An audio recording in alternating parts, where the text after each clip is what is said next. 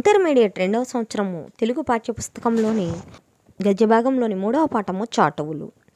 ఈ చాటువులు పాఠం గురించి ఈ వీడియోలో మనం తెలుసుకుందాము. చాటువులు ఈ పాఠాన్ని రచించిన వారు డాక్టర్ సి నారాయణ రెడ్డి. రచయిత పరిచయము. మానవుణ్ణి తన కవిత్వానికి కేంద్ర బిందువుగా చేసుకొని ప్రత్యక్షరంలోనూ మానవత్వాన్ని పరిమళింపచేసిన కవి, రచయిత, పరిశోధకుడు సి నారాయణ అనేది సంక్షిప్త నామము. వీరి పూర్తి పేరు సింగిరెడ్డి నారాయణ రెడ్డి. వీరు జూలై 29, 1931వ తేదీన జన్మించారు. బుచ్చమ్మ, మల్లారెడ్డి వీరి తల్లిదండ్రులు. తెలంగాణ రాష్ట్రంలోని కరీంనగర్ జిల్లా సిరిసిల్ల దగ్గర ఉన్న హనుమాజీపేట వీరి స్వగ్రామం. హనుమాజీపేటలోని ప్రాథమిక విద్యలో ప్రారంభమైన నారాయణ రెడ్డి విద్యాభ్యాసం సిరిసిల్ల, కరీంనగర్ మీదుగా హైదరాబాద్ నగరం చేరుకుంది.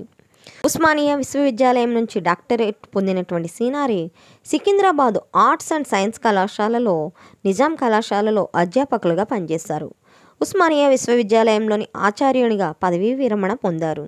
డాక్టర్ బిఆర్ అంబేద్కర్ సార్వత్రిక విశ్వవిద్యాలయము, శ్రీ పొట్టి శ్రీరాములు తెలుగు విశ్వవిద్యాలయాలకు నారాయణ రెడ్డి ఉపాధ్యక్షులుగా పనిచేశారు. ఆంధ్రప్రదేశ్ అధికార భాషా సంఘం అధ్యక్షులుగా బాధ్యతలు వివిధ సాహిత్య ప్రక్రియల్లో సీనారాయణ రచనా వ్యాసంగం కొనసాగింది. సుమారు 70కి పైగా గ్రంథాలను ప్రకటించారు. వీటిలో గేయ కావ్యాలు, వచన కావ్యాలు, గజళ్ళు, విమర్శన వ్యాసాలు, పరిశోధనా గ్రంథాలు వంటివి అనేకం ఉన్నాయి. విశ్వంభర, కర్పూర వసంతరాయలు, నాగార్జున సాగరం, మంటలు మానవుడు, మట్టి మనిషి, ఆకాశం వంటివి నారాయణ రెడ్డిని నిలువెత్తు కవిగా నిలబెట్టాయి. వీటిలో విశ్వంభర వచన మహాకావ్యానికి జ్ఞానపీఠ అవార్డు లభించింది.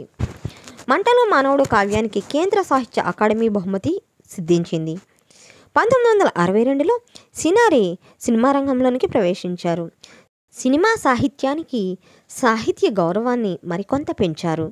వీరు రచించిన అనేక చలనచిత్ర గేయాలు విశేష ప్రాచుర్యాన్ని పొందాయి. కవిగా నారాయణ రెడ్డి దృష్టి ఎంత తీక్ష్ణమైనదో విమర్శకుడిగాను, పరిశోధకుడిగాను వీరి దృష్టి అంత లోతైనది.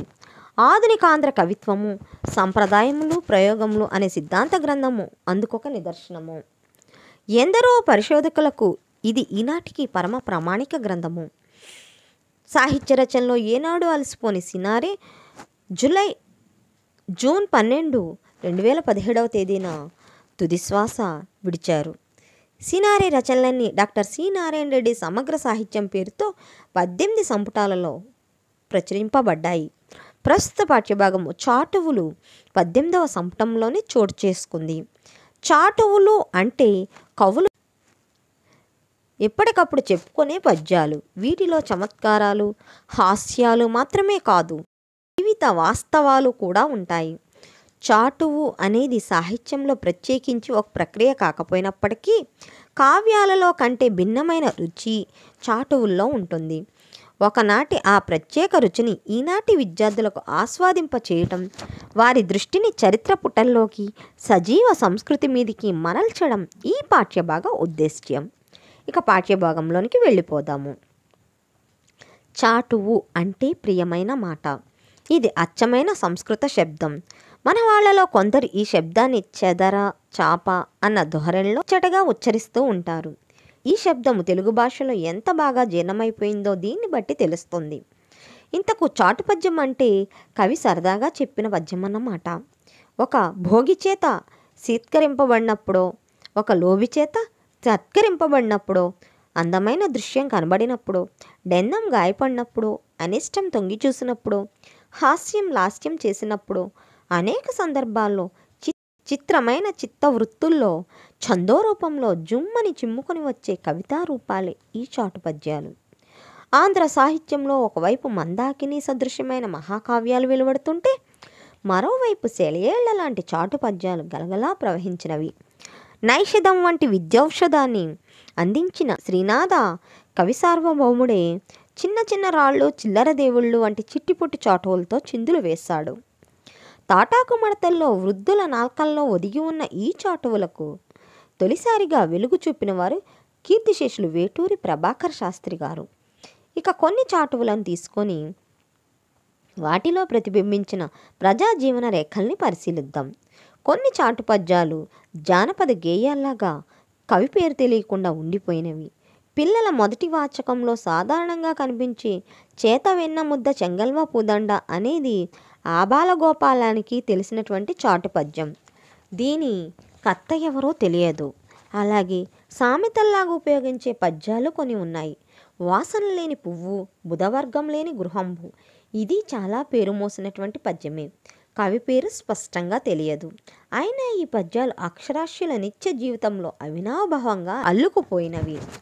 చాటు పద్యాలు చెప్పిన ప్రాచీన ఆంధ్ర కవుల్లో వేములవాడ భీమకవి, శ్రీనాథుడు, తెనాలి రామకృష్ణుడు, అడిదము సూరకవి లాంటి వారు గణనీయులు. చిత్రం ఏమిటంటే భీమకవి కేవలం చాటువుల ద్వారానే ఇంతకాలము బ్రతికి ఉన్నాడు. భీమకవి పేర చలామణిలో ఉన్న చాటువుల్లో ఒక్కొక్కటి ఒక్కొక్క చారిత్రక వృత్తాంతానికి, ఒక గుప్త సత్యానికి గవాక్షాలు తెరుస్తుంది. ఇక్కడ భీమకవి చెప్పినటువంటి చాటువులు ఏ విధంగా చరిత్రను చూపిస్తాయో మనం చూద్దాం. గడియ లోపల తాడి గడిగి మొత్తునేయగ తిట్టిన మేధావి బొట్టు కంటే, రెండు గడిల బ్రహ్మదండి ముండ్లన్నీయు డొల్లదిట్టిన కవిమల్లు కంటే, మూడు గడిలకు తామొనసి ఎత్తిన గండి పొగల దిట్టిన కవిభాను కంటే, అరజాము లోపల చెరువు నీళ్ళెంకంగా దిట్టిన బడబాగ్ని బొట్టు కంటే, ఉగ్రకోపి నే నోపుతూ సపీంప గ్రమ్మరెంప శక్తి గలదు నాకు వ్రట్టిమాను చిగురు పుట్టింప గిట్టింప బిరుదువేములవాడ భీమకవిని. ఈ పద్యంలో తిట్టుకవుల పట్టిక ఉంది. మేధావి భట్టు, కవిమల్లుడు, కవిభానుడు, బడబాగ్ని భట్టు, ఈ నలుగురు గురించి ఒక్కరిని మించి ఒకరు తిట్టుకవుల్లో దిట్టలట. ఈ కవులను గురించి పరిశోధించడానికి సాహిత్య చారిత్రకులకు కావలసిన మేత వేసింది పద్యము. భీమకవి ఇతర చాటువుల్లో పేర్కొన్న సాగిపోతరాజు, సాహనీమారుడు, మైలం అభీముడు, కళింగ గంగు లాంటి వ్యక్తులు కూడా చారిత్రకులకు పరిశోధనాంశాలుగా మిగిలిపోయాయి. కర్తృకంగా ఉండిపోయిన పద్యాల్లో ఖడ్గతిక్కను ఉద్దేశించి అతని భార్య, తల్లి పలికిన రెండు కావ్యాల గరిమను, గంభీరతను సంతరించుకున్నవి. ఖడ్గతిక్కన మనుమసిద్ధి పక్షాన్ని నిలిచి కాటమరాజును ఎదిరించిన మహావీరుడు. ఇతడు రణరంగంలో కొంతసేపు భీషణంగా పోరాడి తన సేనలు చెల్లాచెదురై పారిపోగా పోరు విరమించుకొని ఇంటి ముఖం పట్టాడట. ఇంట్లో భార్య నులకమంచం అడ్డు నిలిపి దాని మీద పసుపు ముద్ద ఉంచి పక్కన నీళ్ల చెంబు పెట్టిందంట. ఇదేమిటని తిక్కన అడుగ్గా, పగరకు వెన్నిచ్చినచో నగరేనిను మగతనంపు నాయకులెందును ముగురాడు వరమైతిమి వగపేటికి జలకాడం వచ్చిన చోటెన్ అని ఆమె ఎత్తిపొడిచిందట. ఆ తర్వాత తల్లి అన్నంలో విరిగిన పాలు పోసిందంట. ఇదేమిటని ప్రశ్నిస్తే, అసదృశంగా అరివీరుల మసిపుచ్చక విరిగివచ్చు మగపంద క్రియన్ కసవున్ మేఘబోయిన పసులన్ విరిగినవి తిక్క పాలున్ విరిగెన్. ఇక్కడ ఒక వ్యక్తి యుద్ధంలో వెన్నుచూపి ఇంటికి రాగానే ఇంటిలో ఉన్నటువంటి స్త్రీలు అతనితో ఏ విధంగా మాట్లాడారో ఈ పద్యాల్లో చెప్పడం జరిగింది. ఇక్కడ రణరంగంలో పోరాడి అతను కాటమరాజును ఎదిరించినటువంటి ఖడ్గతిక్కన తన ఇంటికి తిరిగి వచ్చాడంట. అతను యుద్ధరంగం నుంచి వెన్ను చూపి వచ్చాడని తలంచి అతని భార్య నులకమంచం తీసుకొచ్చి దానికి అతనికి అడ్డంగా పెట్టి అక్కడ నీళ్లు పెట్టి పసుపు ముద్ద పెట్టి స్నానం చేయమని అక్కడ పెట్టింది. ఇదేంటి ఇలా స్త్రీలు కదా చాటుగా స్నానం చేస్తారు అనే ఉద్దేశంతో ఆయన అడగా, ఇక నుంచి ఇంట్లో ముగ్గురు ఆడవాళ్ళం ఉన్నాము కాబట్టి మీరు అలా చేయండి అని అతన్ని వీరుడుగా గుర్తించకుండా ఆడవారిగా ఆయన్ను మాట్లాడింది. అలాగే వాళ్ళ అమ్మ భోజనం పెట్టేటప్పుడు విరిగిపోయిన పాలు వేసిందంట. వేసి ఇదేంటని ప్రశ్నిస్తే వీరులకు తప్ప మామూలు వాళ్ళకి ఏదైతే ఏంటి అన్నట్టుగా మాట్లాడిందంట.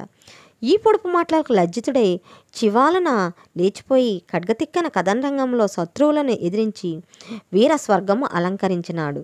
ఈ చాటు పద్యాలు రెండు సానలదేరిన పద్యరచనకు, నిగ్గుదేరిన భావగరిమకు దృష్టాంతాలుగా నిలిచిపోయినవి. ఖండికలుగా కనిపించిన అఖండ సందేశాన్ని పొదుగుకున్నవి. తరతరాలుగా అనేకుల చేత ఉదాహరింపబడుతూ ప్రజల్లో వీరతాస్ఫూర్తిని కలిగిస్తున్నవి. అక్కడ ఎప్పుడైతే వాళ్ళు అలా అన్నారో ఆయన మళ్ళా తిరిగి యుద్ధానికి వెళ్ళి అక్కడ వీరమరణాన్ని పొందారట. అంటే వీరుడు యుద్ధరంగంలో మరణించినా పర్వాలేదు కానీ వెనుతిరిగి రాకూడదని ఈ పద్యాల ద్వారా మనకు తెలుస్తుంది. అలాగే ఈ పద్యాలను చాలా సందర్భాల్లో ఉపయోగిస్తున్నారని కూడా ఇక్కడ రచయిత చెప్పడం జరిగింది. చాటు పద్యాలలో ప్రజాజీవనాన్ని ముమ్మూర్తులో చిత్రించిన మొనగాడు శ్రీనాథుడు. ఈ కవీంద్రుడు ప్రౌఢదేవరాయలను దర్శించడానికి కర్ణాటక రాజ్యానికి వెళ్ళాడు. రాజదర్శనం కోసం కాలయాపనం జరిగింది. కర్ణాటక రాజ్యలక్ష్మిని ఇలా ప్రార్థించాడు: కుల్లాయించితి కోక చుట్టితి మహాకూర్పాసనమును దొడ్గితిన్. వెల్లుల్లెన్ తిలపిష్టమున్ మెసవితిన్ విశ్వస్త వడ్డింపగా చల్లాయంబలి ద్రావితిన్ రుచుల దోసంబంచు పోనాడితిన్ తల్లి కన్నడ రాజ్యలక్ష్మి దయలేదా నేను శ్రీనాథుడన్. నాటి కర్ణాట దేశీయుల వేషంతో పాటు భోజన విశేషం కూడా ఈ పద్యంలో బయటపడింది. అలాగే ఇతడు పలనాడు వెళ్ళినప్పుడు అక్కడ జొన్నకలి, జొన్న ఎంబలి, జొన్న అన్నము, జొన్న పిసరు తప్ప సన్నన్నము సున్నా అని స్పష్టంగా చెప్పాడు. పలనాటికి రంభ వెళ్ళిన ఏకిలే ఉడుకుతుందని, సమాస్త్రుడు వెళ్ళిన జొన్న కూడే కుడవక తప్పదని పలనాటి జీవనాన్ని చమత్కారంగా చిత్రపట్టాడు శ్రీనాథుడు. సామాన్య గ్రామ పురోహితుని ఇంటస్థితిని వర్ణిస్తూ దోసెడు కొంపలో పసుల త్రొక్కెడి మంచము దూడ రేణమున్ పాసిన వంటకంబు పసిబాలుర శౌచము విస్తరాకులన్ మాసిన కుండలున్ అంటూ ఏకరువు పెట్టాడు. మసర రాజ్యంలో మనుషులు ఎలా ఉంటారో బొమ్మ గీసి చూపాడు. పడమటి సీమ వ్యాపారుల దస్త్రాలను, మసి బుర్రలను, కలములను, చింతంబులను, చెమట పట్టిన నీర్కావులను, భయంకరమైన గడ్డాలను పట్టికి ఇవ్వడమే కాకుండా వస్తువు చూస్తిమి రోస్తిమి అంటూ అప్పటి యాసను కూడా తమాషాగా అనుకరించాడు. మరి అప్పటి దక్షిణ దేశీయుల భోజన పదార్థాలను గురించి శ్రీనాథుడికి కలిగిన వైముఖ్యం ఈ పద్యంలో బాగా కనిపిస్తుంది. తొలుతనే వడ్డింతురు దొడ్డ మిరియపు చారు, చెవులలో పొగవెళ్ళి చిమ్మిరేగా, పలు తెరంగుల తోడ పచ్చళ్ళు చవిగొన్న బ్రహ్మరంధ్రము దాకా పారునావా, అవిసాకు వేచిన 6 నెలలు ససిలేదు, పరిమళమెంచిన పండ్లు సొగచు, వేపాకు నిండించి వేసిన పొళ్లను కంచానగాంచిన క్రొక్కువచ్చు. ఇలాగ ఆయా ప్రాంతాలకు వెళ్ళినప్పుడు శ్రీనాథుడు అక్కడి ఆచార వ్యవహారాలను బహు చమత్కారంగా చిత్రీకరించారు. అంతటితో ఊరుకోలేదు అతడు. కులానికొక్క కుస్మాంగినేరి కులాసాగా వర్ణించాడు. ఎన్నో తెగల అన్నుల మిన్నులు వారి వారి భూషా వైవిధ్యంతో శ్రీనాథుని చాటువుల్లో సింగారమొలకుతూ కనిపిస్తారు. ఈ కవి సార్వభౌముడు తాను రత్నాంబరాలు ధరిస్తూ హేమపాత్రాన్నం భుజిస్తూ ఉన్న సందర్భంలో చెప్పిన చాటువుల్లోనే కాదు, అవసాన దశలో గుండె లవిసిపోయేటట్టు ఆలపించిన కవిరాజ కంఠంబు కౌగిలించిన కదా అన్న పద్యంలో కూడా నాటి ప్రజాజీవన రేఖ తళుక్కుమంటుంది. చేతికి వెదిరిగొడియ తగిలించడం, నగరి వాకట ఉండే నల్లగుండు భుజం మీదకి ఎక్కించడం నిర్బంధితునికి ఆ రోజుల్లో విధించే దండనల్లో కొన్ని అని ఈ పద్యం వల్ల తెలుస్తుంది. కొన్ని చాటు పద్యాలు తొలలేని చారిత్రక సత్యాలకు నిలువుటద్దాల్లాగా నిలిచిపోయినవి. అడిదము సూరకవి చెప్పిన ఈ పద్యం అందుకు మచ్చుతునక. ఇక్కడ శ్రీనాథుడు తను వెళ్ళినటువంటి ఏ ప్రదేశంలోనైనా సరే ఉండేటువంటి ఆహార పదార్థాలను గురించి చెబుతూ ఆయన మొదట ఎంతో గౌరవాన్ని పొందారు, కానీ అవసాన దశలో చాలా అవమానకరమైనటువంటి సన్నివేశాలను ఎదుర్కొన్నారు. వాటిని కూడా తన చాటువుల్లో చెప్పారని ఇక్కడ రచయిత చెప్పడం జరిగింది. అలాగే ఇక్కడ ఆడిదం సూరకవి చెప్పినటువంటి ఒక పద్యాన్ని చూద్దాము. మెత్తనయ్యున్న అరిటాకు మీదగాక మంట మీదన చెల్లునే ముంటివాడి, బీదలయ్యున్న మా బొంట్ల మీదగాక కలది క్రొవ్వాడి బాదుల్ల ఖాను మీద. పూసపాటి విజయరామరాజు తమ ఆస్థాన కవిగా ఉన్న ఆడిదం సూరకవిపై ఆగ్రహం పూని తొలగించడం, ఆ రాజుగారి ఒక మాట బాదుల్లా ఖాన్తో యుద్ధం చేయబోయి పరాజితుడై తిరిగి రావడం, ఆ సందర్భంలో సూరకవి ఈ పద్యం ద్వారా చురుకు పెట్టడం అనే చారిత్రక వృత్తాంతం ఈ పద్యం వల్ల స్పష్టమవుతుంది. అయితే విజయరామరాజు మొదట బాదుల్లా ఖాన్ పారద్రోలన ఉదంతాన్ని కూడా సూరకవి కీర్తించినట్లు లోపల గోలకొండపురి నిండా నీ ప్రశంసలు అని చాటువు చెప్తుంది. ఇక పొగాకు, సన్నబియ్యం లాంటి పొడి విషయాలను గూర్చి ఉన్న చాటువులను పరిశీలిస్తే వాటి పట్ల ప్రజలకు కవులకు గల ఆసక్తి బయటపడుతుంది. చమత్కారం చాలా దూరం పోయింది కదూ. ఇది సరే, కవులను ఎసడిస్తూ చెప్పిన పద్యాలు ఎంతో ముచ్చటగా ఉన్నవి. గాడిద నువ్వు కవివు కాదు కదా అని శ్రీనాథుని పద్యం ప్రసిద్ధమైనదే. ఆకృతకమైనటువంటి ఇంకొక పద్యం ఇలాంటిదే ఉంది. దేవునానమును దేశానకొకరుండ ఇప్పుడోర నోర నింట ఏవురారు రేడు రెనమండ్రు తొమ్మండ్రు పదువురైరు కవులు పద్మనాభ. ఈ అభిప్రాయము ఆ రోజుల్లోని ఈ రోజుల్లోనూ కూడా ఉందనేది ఈ పద్యం వలన తేలింది. ఇక్కడ పద్యాన్ని పాడేటువంటి కవులలో ఉండేటువంటి భేదాలను ఈ పద్యం ద్వారా రచయిత చెప్పడం జరిగింది. విన్నారుగా విద్యార్థులు, ఇప్పటి వరకు మనం చాటువులు అనే పాఠాన్ని గురించి తెలుసుకున్నాము. దీనికి సంబంధించి కొన్ని ప్రశ్నలు ఉన్నాయి, చూద్దాము.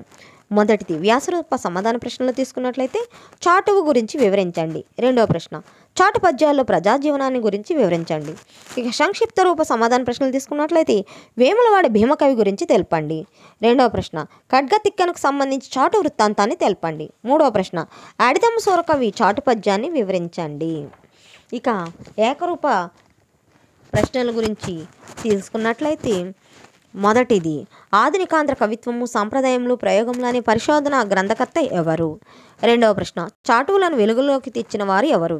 మూడవ ప్రశ్న, ఖడ్గతిక్కని ఎవరి తరపున యుద్ధం చేశాడు? నాలుగవ ప్రశ్న, శ్రీనాథుడు ఏ విజయనగర రాజును దర్శించాడు? ఐదవ ప్రశ్న, విద్వౌషధంగా పేరు గ్రాంచినటువంటి గ్రంథం ఏది? ఆరవ ప్రశ్న, పూసపాటి విజయరామరాజు ఆస్థాన కవి పేరు ఏమిటి? చూసారుగా విద్యార్థులు, ఇప్పటి వరకు మనం ఈ వీడియోలో చాటువులు పాఠాన్ని గురించి తెలుసుకున్నాము. మీకు కనుక ఈ వీడియో నచ్చినట్లయితే నా ఛానల్ శిరీష లెసన్స్ని లైక్ చేయండి, షేర్ చేయండి, సబ్స్క్రైబ్ చేయండి, అలాగే మీ స్నేహితులకు కూడా పంచండి. Thank you for watching.